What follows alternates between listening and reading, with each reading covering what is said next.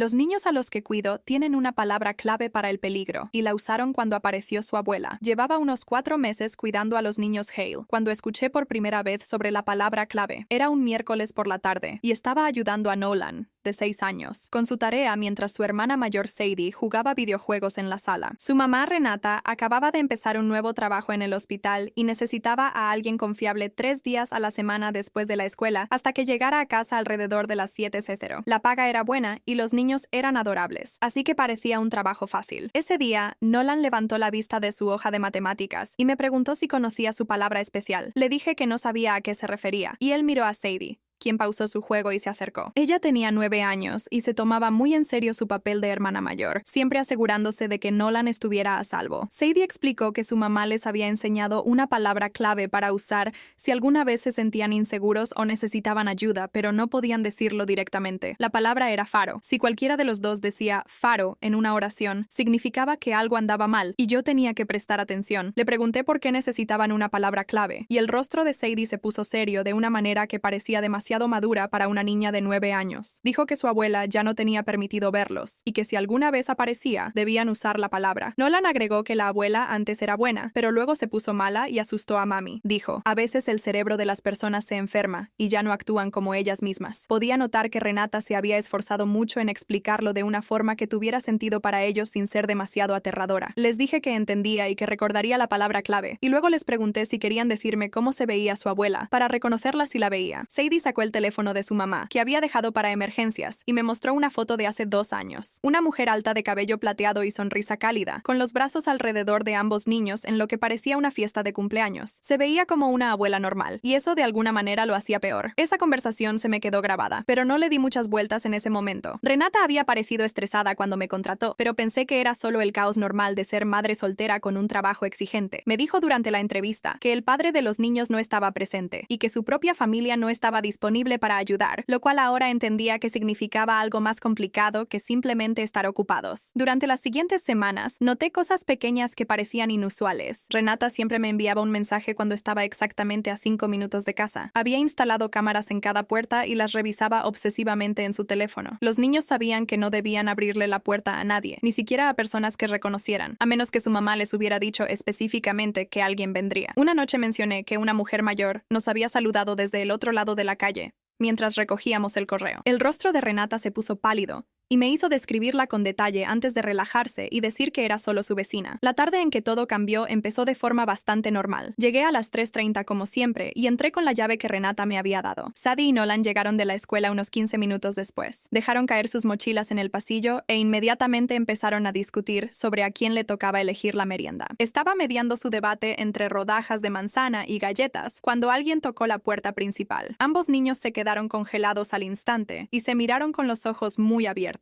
Revisé la transmisión de la cámara en la tablet que Renata guardaba junto a la puerta y vi a una mujer mayor parada en el porche sosteniendo una bolsa de compras. Tenía el cabello plateado recogido y se veía más delgada que en la foto, pero definitivamente era la misma persona. Se me revolvió el estómago al darme cuenta de que era su abuela. Sadie tomó la mano de Nolan y lo llevó hacia la cocina mientras yo me quedaba parada, tratando de decidir qué hacer. La mujer tocó de nuevo, más fuerte esta vez, y gritó que sabía que los niños estaban en casa porque los había visto caminar por la entrada. Les dije a los niños que subieran al cuarto de Sadie y cerraran la puerta mientras yo me encargaba de esto. Nolan empezó a llorar y Sadie le puso el brazo sobre los hombros guiándolo hacia las escaleras. Al llegar arriba, Sadie se volteó y dijo con claridad: «Espero que el faro siga en pie después de esa tormenta de la semana pasada». Mi corazón empezó a latir fuerte porque sabía exactamente lo que quería decir. Saqué mi teléfono y le mandé un mensaje a Renata diciéndole que su madre estaba en la puerta. Luego marqué al 911 y mantuve el dedo listo sobre el botón de llamada. La mujer tocó de nuevo y dijo que solo quería ver a sus nietos por unos minutos. Dijo que Renata estaba siendo irrazonable y los mantenía separados sin ninguna buena razón. Su voz sonaba suave y cálida, lo cual hacía que toda la situación se sintiera irreal. ¿Cómo podía alguien que sonaba tan calmada y gentil ser lo suficientemente peligrosa como para que los niños necesitaran una palabra clave? Caminé hacia la puerta pero no la abrí y le grité a través de la madera que Renata no estaba en casa y que tenía que irse. Me preguntó quién era yo y le dije que era la niñera niñera. Hubo una larga pausa antes de que dijera que eso era perfecto, que yo parecía una joven responsable que entendería que los abuelos tienen derechos. Explicó que su hija estaba pasando por algunas cosas y se había confundido sobre unos incidentes que en realidad nunca ocurrieron. Dijo que el caso judicial había sido todo un malentendido y que la habían absuelto de cualquier delito. Su tono era tan razonable y persuasivo que por un segundo casi dudé de lo que los niños me habían contado. Entonces recordé el rostro de Nolan cuando dijo: la abuela se puso mala y asustó a mami, y supe que no podía confiar en nada de lo que esa mujer decía. Le dije de nuevo que tenía que irse o llamaría a la policía. Se rió como si yo hubiera hecho un chiste y dijo que no había necesidad de exagerar. Solo quería dejar unos regalos que había comprado para los niños. ¿No podía al menos tomar la bolsa? Le dije que no y saqué mi teléfono para que lo viera a través de la ventana. Su tono amistoso desapareció de inmediato. Empezó a golpear la puerta con el puño y a gritar que esos eran sus nietos y que nadie tenía derecho a mantenerla alejada de ellos. Dijo que Renata les había envenenado la mente con mentiras y que se iba a asegurar de que todos supieran la verdad. Los niños podían escucharla desde arriba y oía a Nolan llorar más fuerte. Me temblaban las manos mientras de verdad llamaba al 911. Esta vez la operadora contestó y le expliqué la situación lo más rápido que pude, mientras la mujer seguía golpeando y gritando. Dijo que los oficiales iban en camino y que me quedara adentro con las puertas cerradas y no confrontara a la mujer más. Podía escucharla escribiendo rápidamente y pidiendo detalles sobre la orden de protección. Yo no sabía los detalles, así que le mandé otro mensaje a Renata preguntándole al respecto. Respondió de inmediato diciendo que había una orden de restricción y que su madre no debía estar a menos de 500 pies de la casa ni de los niños. Estaba saliendo del trabajo en ese momento y llegaría en 20 minutos. Esos 20 minutos se sintieron como horas. La abuela dejó de golpear y todo se quedó en silencio por unos 30 segundos. Revisé la cámara y la vi caminar de regreso a su auto, un sedán azul viejo estacionado al otro lado de la calle. Por un momento pensé que se iba, pero en cambio abrió la cajuela y sacó un bate de béisbol de metal. Todo mi cuerpo se puso frío mientras la veía caminar de regreso hacia la casa balanceándolo con calma. Gritó que si yo no iba a ser razonable sobre esto, encontraría otra forma de entrar. Caminó hacia el lado de la casa en dirección al patio trasero y la perdí de vista en la cámara. Corrí escaleras arriba al cuarto de Sadie, donde ambos niños estaban acurrucados juntos en la cama. Sadie tenía los brazos alrededor de Nolan y le susurraba que todo iba a estar bien. Les dije que la policía venía en camino y que su mamá estaba llegando a casa y que solo necesitábamos quedarnos calladitos y a salvo ahí arriba. Entonces escuché vidrio romperse abajo. Había destrozado la puerta corrediza de la cocina. Empujé a los niños dentro del closet de Sadie y les dije que se quedaran ahí pasara lo que pasara. Luego agarré el bate de béisbol que Sadie guardaba junto a su cama. Tenía las manos resbalosas de sudor mientras lo sostenía y me colocaba entre el closet y la puerta del cuarto. Podía escuchar pasos pesados abajo y a la mujer llamando a Sadie y Nolan con una voz cantarina que me erizaba la piel. Decía que les había traído regalos y que si no querían ver lo que la abuela les compró. Sus pasos empezaron a subir las escaleras lentamente, uno a la vez, y cada crujido de la madera hacía que mi corazón latiera más fuerte. Podía escuchar a Nolan llorando bajito en el closet y a Sadie calmándolo suavemente. Los pasos llegaron a lo alto de las escaleras y se detuvieron. Contuve la respiración y apreté más el bate. Entonces su voz llegó desde justo afuera de la puerta diciendo que sabía que estaban ahí adentro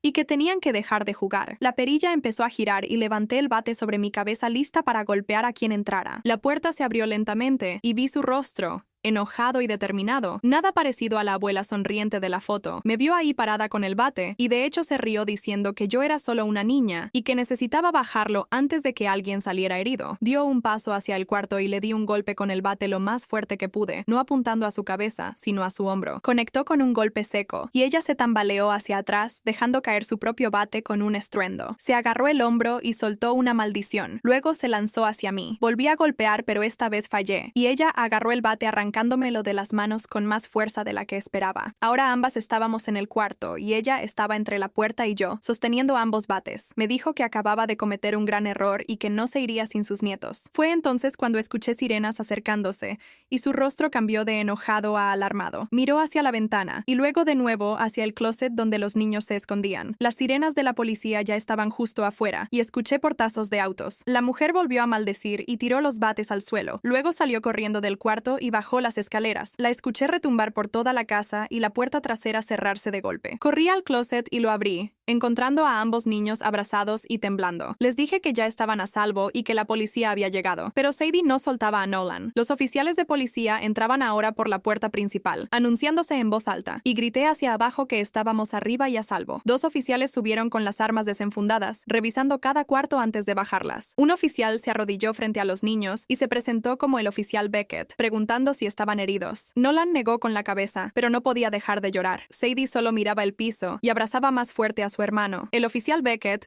dijo que habían atrapado a la mujer tratando de trepar la cerca trasera y que ahora estaba bajo custodia. Preguntó si podía contarles exactamente qué había pasado. Les conté todo desde el primer toque hasta que entró rompiendo con el bate. Otro oficial documentaba la puerta corrediza rota y tomaba fotos de todo. Más policías llegaron y empezaron a establecer un perímetro alrededor de la propiedad. Renata irrumpió por la puerta principal unos 10 minutos después, con los ojos desorbitados y frenética, empujando a los oficiales hasta encontrarnos arriba. Se dejó caer de rodillas y jaló a ambos niños hacia sus brazos, sollozando y revisando en busca de heridas. No estaban físicamente lastimados, pero estaban traumatizados, y pude verlo en la forma en que se aferraban a su mamá y no querían mirar hacia la puerta. Renata me miró con lágrimas corriendo por su rostro y me agradeció una y otra vez por mantenerlos a salvo. Llegó una ambulancia, aunque nadie estaba gravemente herido, y los paramédicos revisaron a todos mientras la policía seguía documentando la escena. El detective Grant Reyes llegó como una hora después, un hombre de unos 40 años con mirada aguda, que aparentemente había sido asignado al caso de la familia meses atrás. El detective Reyes se sentó con Renata en la sala, mientras una defensora de víctimas se quedaba arriba con los niños. Pude escuchar a Renata explicando entre lágrimas que a su madre le habían diagnosticado demencia de inicio temprano hacía 2 años y que su personalidad había cambiado por completo. Se había vuelto paranoica y agresiva, especialmente hacia Renata, después de su divorcio. Había ocurrido un incidente 8 meses atrás, en el que la había empujado tan fuerte que le rompió la muñeca, y otra vez había agarrado a Sadie con tanta fuerza que le dejó moretones. La orden de restricción había estado vigente por 6 meses, pero nunca la había violado antes. Renata había pensado que tal vez había aceptado los límites, pero ahora se daba cuenta de que solo había estado planeando. El detective Reyes dijo que la violación de la orden de restricción,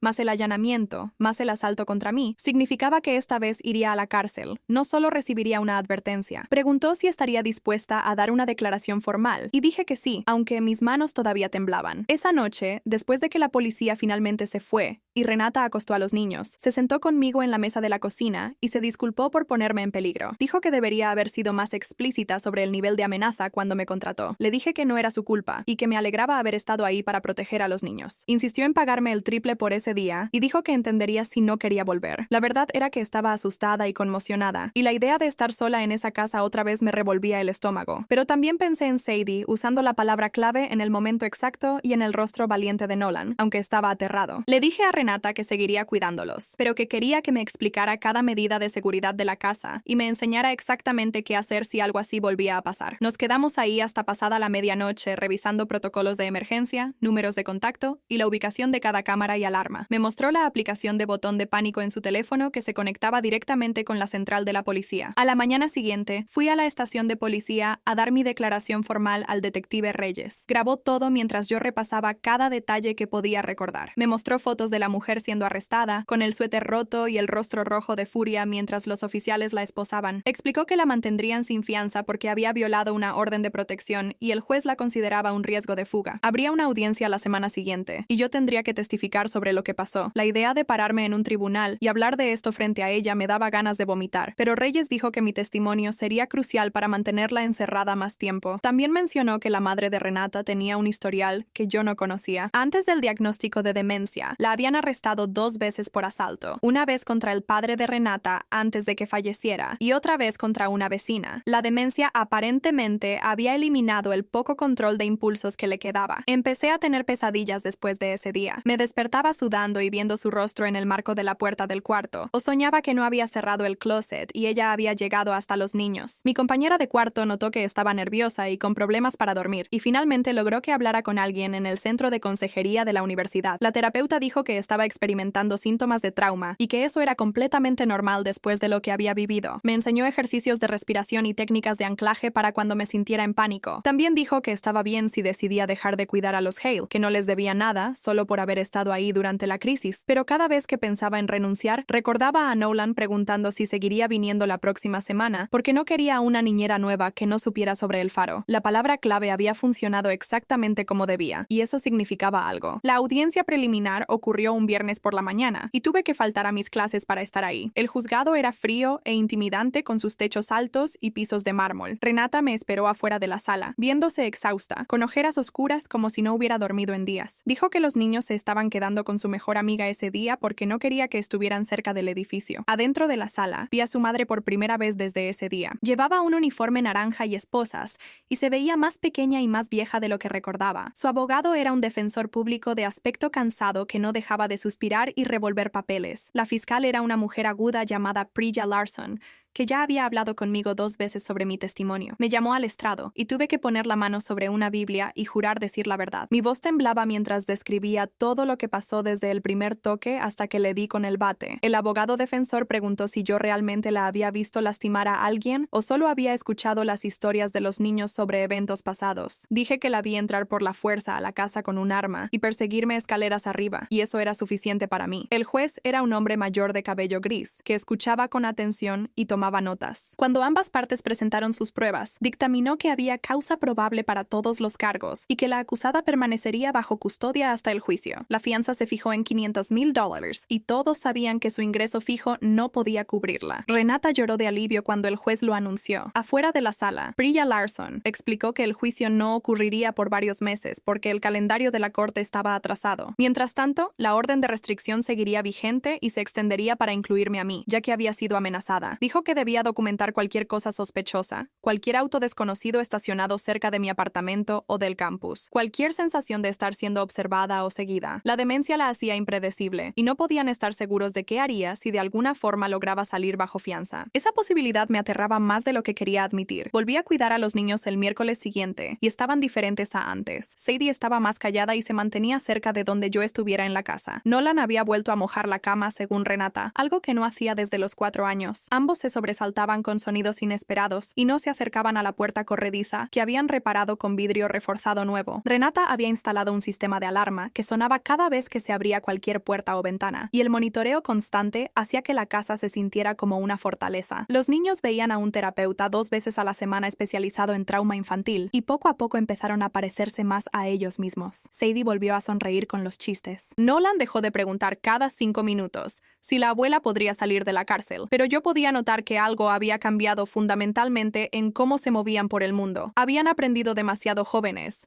que las personas que se suponía debían quererte también podían lastimarte. Pasaron 3 meses antes de que se fijara la fecha del juicio. Durante ese tiempo, me había convertido casi en parte de la familia Hale. Ahora estaba ahí 4 días a la semana porque a Renata la habían ascendido y necesitaba más ayuda. Asistí al concierto escolar de Nolan y a los partidos de fútbol de Sadie. Ayudaba con la tarea, hacía la cena y leía cuentos antes de dormir. Renata decía que yo era más que solo una niñera. Era alguien en quien los niños confiaban completamente, y esa confianza era preciosa después de lo que habían vivido. La noche antes de que tuviera que testificar en el juicio, no pude dormir nada. Me quedé acostada repasando mis respuestas a las preguntas que Priya Larson me había preparado. Me preocupaba olvidar detalles importantes o decir algo mal que perjudicara el caso. Mi compañera de cuarto me trajo té de manzanilla y se quedó conmigo hasta que finalmente me quedé dormida cerca de las 3:00 de la madrugada. El juicio duró 4 días. Testifiqué el segundo día, repasando todo de nuevo con Priya guiándome a través de las preguntas. El abogado defensor trató de hacer parecer que yo había exagerado, que una mujer mayor con demencia no era realmente una amenaza, y que había sido yo quien escaló la situación al golpearla con un bate. Priya objetó varias veces, y el juez aceptó la mayoría de sus objeciones. Cuando bajé del estrado, mis piernas temblaban tanto que casi me tropiezo. Renata testificó después, describiendo años de violencia y control cada vez peores por parte de su madre. Habló sobre la muñeca rota y los moretones en Sadie, y el miedo constante en el que había vivido. El pediatra de Sadie testificó sobre las lesiones que había documentado. El detective Reyes presentó todas las pruebas que habían recopilado, incluyendo un video de seguridad de una vecina que mostraba a la mujer caminando hacia la casa con el bate en la mano. La defensa trató de argumentar capacidad disminuida por la demencia, pero la fiscal mostró evidencia de que había planeado la visita cuidadosamente, probando que sabía que lo que hacía estaba mal. El jurado deliberó durante 6 horas antes de regresar con con veredictos de culpabilidad en todos los cargos: allanamiento de morada, violación de una orden de restricción, asalto con arma mortal, intento de secuestro. El juez programó la sentencia para 3 semanas después. Renata se derrumbó en su silla sollozando cuando escuchó los veredictos, y me senté a su lado con el brazo alrededor de sus hombros. Afuera del juzgado, Priya nos dijo que con su historial previo y la gravedad de los delitos, enfrentaba una condena significativa, probablemente de 8 a 12 años. Dada su edad y problemas de salud, eso podría significar que nunca saldría. El pensamiento debería haberme hecho sentir más segura, pero en cambio, solo sentí tristeza por todos los involucrados. Sadie y Nolan habían perdido a su abuela, no porque hubiera muerto, sino porque su cerebro la había traicionado y la había convertido en alguien peligroso. Renata había perdido a su madre años atrás por la demencia, y ahora tenía que verla ir a prisión. No había ganadores aquí, solo control de daños. El día de la sentencia llegó una mañana de finales de octubre. El juzgado estaba lleno de gente que no reconocía, aparentemente, defensores de pacientes con demencia y de la reforma penitenciaria que pensaban que encarcelar a alguien con una enfermedad cerebral degenerativa era inhumano. El juez escuchó sus argumentos, y luego preguntó si alguien quería hablar en nombre de las víctimas. Renata se puso de pie y caminó hacia el micrófono con un papel temblando en sus manos. Habló sobre amar a su madre y llorar por la mujer que solía ser, pero también sobre el terror de vivir bajo amenaza constante. Describió las pesadillas de Nolan y la ansiedad de Sadie y su propia incapacidad para confiar en nadie. Dijo que quería que su madre recibiera ayuda médica, pero también necesitaba que sus hijos estuvieran a salvo, y no sabía cómo equilibrar esas dos verdades. El juez escuchó con atención y le agradeció su declaración. Luego sentenció a su madre a 10 años en una instalación penitenciaria con una unidad especializada en cuidado de demencia. Sería elegible para libertad compasiva si su condición se deterioraba al punto de ya no ser una amenaza, pero esa decisión la tomaría una junta de revisión, no automáticamente. Después de la sentencia, la vida poco a poco empezó a volver a algo parecido a la normalidad. El sistema de alarma se convirtió en ruido de fondo que apenas notábamos. Los niños dejaron de revisar cada cuarto antes de entrar. Renata empezó a dormir toda la noche de nuevo en lugar de despertarse con cada sonido. Seguí cuidando y viendo a estos dos niños crecer y sanar. Sadie volvió a jugar fútbol y era realmente buena. Nolan se unió a un club de teatro y descubrió que le encantaba actuar. Ambos sabían que la palabra clave faro probablemente nunca volvería a ser necesaria, pero aún así la recordaban. Hay cosas que uno no olvida ni siquiera después de que el peligro ha pasado. Renata me dijo una noche después de que los niños se durmieron que se sentía culpable por cómo había resultado todo. Amaba a su madre y odiaba verla en prisión, deteriorándose más cada vez que la visitaba, pero también sabía que había tomado la única opción disponible para proteger a sus hijos. A veces no hay buenas opciones, solo las menos terribles. Un año después del juicio, me gradué y me mudé al otro lado del país por un trabajo. La despedida con Sadie y Nolan fue más difícil de lo que esperaba. Estos niños me habían enseñado cosas sobre resiliencia y valentía que llevaría conmigo para siempre. Renata me dio una foto de los tres en el 7º cumpleaños de Nolan, todos sonriendo como si no tuviéramos ninguna preocupación en el mundo. En la parte de atrás había escrito: "Gracias por ser nuestro faro".